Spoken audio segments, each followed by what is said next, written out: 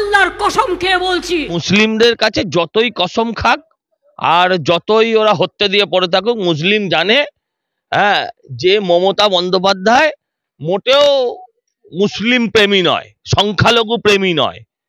আবারও বললাম, পশ্চিমবঙ্গে গত 10 বছরে যত সংখ্যালঘু মানুষ, এক কথায় সহজ কথায় বললে যত মুসলিম ভাই মারা গেছে, সারা ভারতবর্ষ কাশ্মীর শুদ্ধ জুড়ে নিলে অত সংখ্যালঘু মৃত্যু হয়নি। হ্যাঁ, ওসব আল্লাহ কসম ফসম বলে আগেকার যারা ছিল তাদেরকে বোঝানো যেত। দেখুন, মুসলিমরা সাধারণভাবে একটু ধর্মকে বেশি মানেন, ধর্ম গোঁড়া তুলনামূলক, তাই তাদেরকে সব করা যেত। কিন্তু তাদের ঘরে ছেলেমেয়েরা আজকে শিক্ষার আলোকে আলোকিত হচ্ছে। তাদেরকে এইভাবে গাধা বানানোর যে পরিকল্পনা 20 বছর আগে যেটা সম্ভব ছিল, সেটা আজকে সম্ভব নয়। এই সহজ সরল সত্যটা মুখ্যমন্ত্রী যেদিন বুঝতে পারবে, সেদিন ওর জন্যই ভালো হবে। ছোটবেলায় যখন মা বাবারাই নাম রেখেছিল, আমার মোটেই পছন্দ ছিল না। এখনো ভাবে কি একটা পচা নাম রেখে দিয়েছিল, আমার নিজেরই ভালো লাগে না। নাম পাল্টে মমতাজ করে নিন, খুব ভালো হবে। গরুও তৃণমূল, কয়লাও তৃণমূল, ময়লাও তৃণমূল, গাছের ঘাসও তৃণমূল।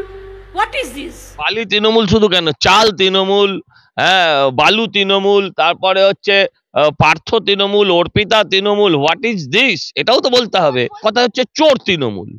একটা কথায় যদি ইনা ওয়ার্ড যদি যেতে হয় পুরো বিষয়টা, তাহলে হচ্ছে চোর তৃণমূল। আরে কয়লা তৃণমূল, বালি তৃণমূল এসব ছিল, এখন এসব অতীত। এখন হচ্ছে বার্ধক্য ভাতা তৃণমূল। আর সোনাদানা রাখবেন কি বাবা? ওই ইঁদুর, তারপরে কি যেন বলে চামচিকিরা যেভাবে ঘুরে বেড়াচ্ছে, আপনার অর্জিত পয়সা সব লুট করে নিয়ে যাবে।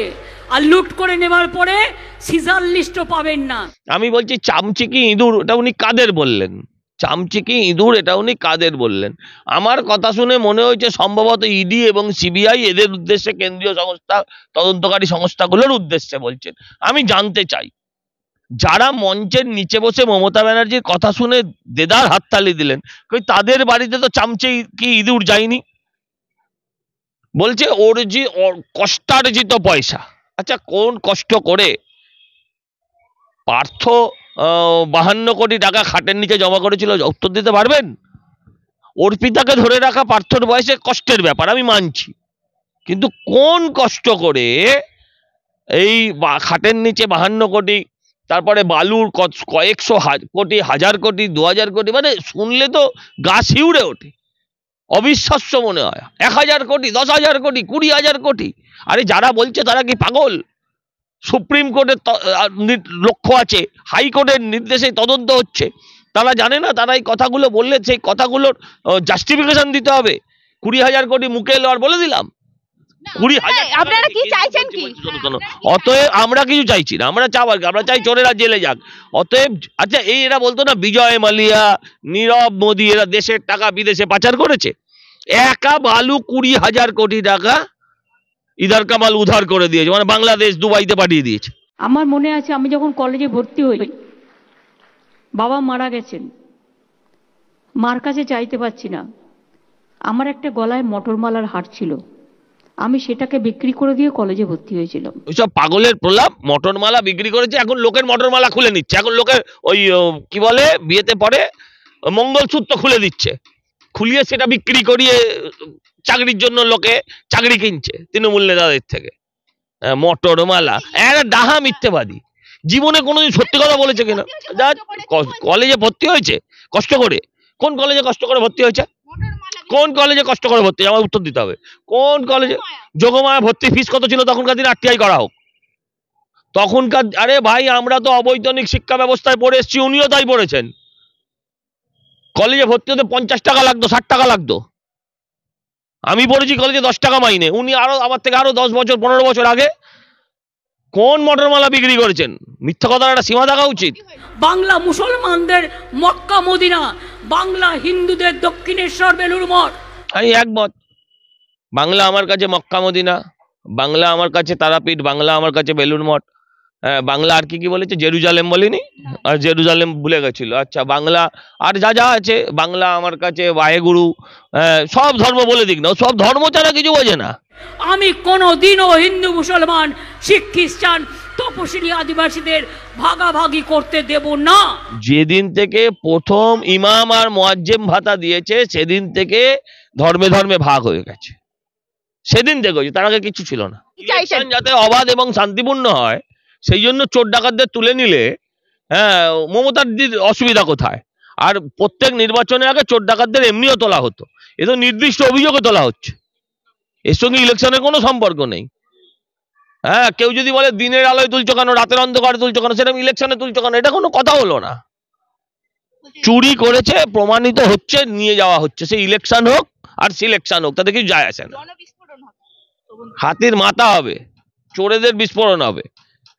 ওনার বয়স হয়ে গেছে, তার কেটে গেছে, ভদ্রলোক ছিল বলে জানতাম, এখনো বিশ্বাস চুরি চামারি নিজে করেনি, কিন্তু যদি এইভাবে চোরেদের দালালি করে, চোরেদের হয়ে কথা বলে, তখন কোথাও এই এতদিনের যে অর্জিত বিশ্বাস, যেটাই ওনার একজন ভদ্র শিক্ষিত সৎ রাজনীতিবিদের যেটা পুঁজি, সেই পুঁজিটা নিয়ে উনি খেলছেন। অভিজিৎ গঙ্গোপাধ্যায় তিনি যদি রাস্তায় টুল নিয়ে বলে ভাষণ দিতে চান, হাজার হাজার লোক দাঁড়িয়ে পড়বে। ভোট আলাদা পরে আছে। হ্যাঁ, ও একবার ভাষণ দিয়ে দেখ, ও একটা জায়গায় ভাষণ দিয়ে দেখ, একটা চোরকে চোর ছাড়া কি বলবে? চোরকে চোর ছাড়া কি বলবে? আচ্ছা আচ্ছা, এক মিনিট, একটা লোকের একটা ফিক্সড ডিপোজিট, একটা কি ভাড়া বাড়ি না বাড়ি, আর একটা কি গাড়ি না কি আছে, আচ্ছা সেই লোকটার সম্পত্তির হলফনামা ৬,০০০ পৃষ্ঠার হয় কি করে বলতে পারো? ৬,০০০ পৃষ্ঠার হয় কি করে বলতে পারো? আমি বলো, তুমি কি ওনার কাকিমা কাজরি বিশ্বাসের থেকে সমাজসেবা কম করো? তোমার মাত্র ৫,০০০ টাকা তোমার অ্যাকাউন্টে আছে কিনা আমি জানি না, ওনার অ্যাকাউন্টে ৫ কোটি টাকা সমাজসেবা কি করে হয় তুমি বলতে পারো? এগুলো বলতে পারবে না, তবে এগুলো যেমন বলতে পারবে না, এইসব প্রশ্ন করে কোনো লাভ নেই।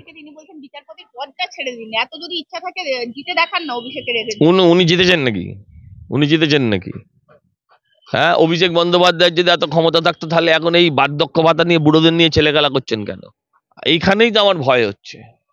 উনি যে ৭০,০০০ মানুষকে বা ৬০,০০০ মানুষকে দিয়েছেন, আমার প্রশ্ন হচ্ছে অত্যন্ত সহজ সরল প্রশ্ন, এই ৬০,০০০ ৭০,০০০ মানুষকে মুখ্যমন্ত্রী কেন দেননি? এটা তো নিতে ইন্টারেস্টেড, তাহলে মুখ্যমন্ত্রী এদের কেন দেননি? নাম্বার দাঁড়াও, কেন দেননি? এটা কেন্দ্রীয় সরকারের টাকা ছিল, ওনার টাকা ধরি। এই বার্ধক্য ভাতায় ৮০০ টাকা হচ্ছে কেন্দ্রীয় সরকারের, ২০০ টাকা রাজ্যের। আচ্ছা ঠিক আছে, বাদ দিলাম। আচ্ছা বলো তো, উনি সর্বভারতীয় নেতা তো নাকি গলির নেতা আমার মতো?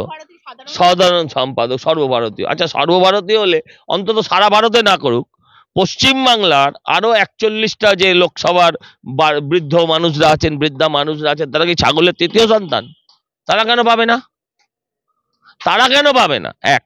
দুই, এই যে ধরো এই সারদান, তারপর গরু চুরি, তারপর ধরো কয়লা চুরি, চাকরি চুরি, এই যে টাকা, রেশন চুরি, এইসবের যে টাকা বিভিন্নভাবে এই অ্যাকাউন্ট সেই অ্যাকাউন্ট করে যে গেছে, ইডি সেগুলোকে তো রেড করছে। এই বুড়ো মানুষগুলো এই মাসে ১,০০০ টাকা পেতে গিয়ে আবার দেখা যাবে না তো ওইরকম কোনো দুর্নীতিগ্রস্ত অ্যাকাউন্ট থেকে টাকা আসছে, ওরকম কোনো চুরির অ্যাকাউন্টের টাকা। হ্যাঁ, এবার ওই বুড়ো লোকগুলোকে আবার ইডি সিবিআই ডেকে পাঠাবে না তো? হ্যাঁ, আচ্ছা ভয় ধরে আমি ভয় ধরাবো কারণ আমি বাস্তব কথা বলছি। আমাকে বলতে হবে তো যে একটা লোক যদি ১,০০০ মানুষকে মাসে ১,০০০ টাকা করে দেয়, ৭০,০০০ মানুষকে সম্ভবত, আমার জিরো ভুল ত্রুটি হয়ে যেতে পারে, এত বিরাট ব্যাপার, তাতে ৭ কোটি টাকা তো হবেই মাসে। ৭ কোটি টাকা মাসে হলে বছরে সেটা কত হয়? ৮৪ কোটি টাকা হয়, ৮৪ কোটি টাকা হয়। এই ৮৪ কোটি টাকা এক বছরে উনি কোত্থেকে দেবেন? সব চিটিংবাজি করছে, বলছে ১৬,০০০ লোক চাঁদা দিয়েছে। কিভাবে দিচ্ছে জানেন? আপনাকে আমি বলছি তুমি ৫,০০০ দিয়ে দাও, তুমি অ্যাকাউন্ট থেকে এই অ্যাকাউন্টে ৫,০০০ দিয়ে দাও, আমি তোমায় ক্যাশ ৫,০০০ দিয়ে দিচ্ছি। ভালো করে বুঝুন আমি কি বলছি। আপনাকে কেউ আবার কি, আপনাকে রামকৃষ্ণ মিশনে কেউ দেয় না, হ্যাঁ, ওই ভারত সেবাশ্রম সঙ্গে কেউ দেয় না, নেতাজি বলেছিল তোমরা আমায় রক্ত দাও আমি তোমাদের স্বাধীনতা দেব, তাতে কেউ দেয়নি। এই মহাচোর অভিষেক বন্দ্যোপাধ্যায়, সে কি এমন করেছে যে তাকে লোক এত টাকা দেবে? আরে অ্যাক্টিভ সৈনিক, আগে যারা ছিল তারা কি প্যাসিভ সৈনিক, ইনঅ্যাক্টিভ সৈনিক? আমরাও তো একদিন তৃণমূল করেছি, রক্ত দিয়েছি, সেদিন মাঠে তো ওদের টিকিও দেখা যায়নি। কোথায় ছিল সেদিন? কোথায় ছিল 11-র আগে? আরে রক্ত আমরা দিয়েছিলাম। আমি বলছি অ্যাক্টিভ কর্মীরা এতদিন কেউ কিছু করেনি। আমাকে বোঝাতে হবে, আমি বলছি আপনাকে দায়িত্ব নিয়ে, আপনাকে বলে দিয়েছে যে আপনার অ্যাকাউন্ট থেকে 5,000 আপনি জমা করে দিন, এই অ্যাকাউন্টে দিয়ে দিন। আপনি দিয়ে দিয়েছেন, আমি আপনাকে 5,000 ক্যাশ দিয়ে দিলাম। টাকার হরিণ লুট চলছে। হ্যাঁ, আবার কি? আর কোন কোটির নিচে আপনি শুনেছেন দুর্নীতি? একটা জিনিস, শাহজাহান শেখ কবে ধরা পড়বে? যেদিন মুখ্যমন্ত্রী মনে করবে। এখন মুখ্যমন্ত্রী যদি বলে শাহজাহান ভালো ছেলে, শাহজাহান ভালো ছেলে, কোন পুলিশ ওকে ধরবে? আরেকটা কথা বলি শোনো, শুধু শাহজাহান নয়, আমরা ছোটবেলা থেকে কি পড়েছি?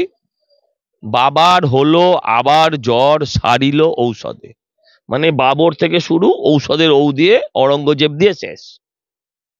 খুঁজে দেখো সারা বাংলার প্রত্যন্ত গ্রামাঞ্চলে এই বাবার হলো আবার জ্বর, এই যে বংশগতিটা, সবাইকে তৃণমূল দলে খুঁজে পাবে, যারা পুরো সরকারটাকে চালাচ্ছে, যে যার নিজের এলাকায় এলাকাটাকে কন্ট্রোল করছে, প্রত্যেকে এক একটা শাহজাহান।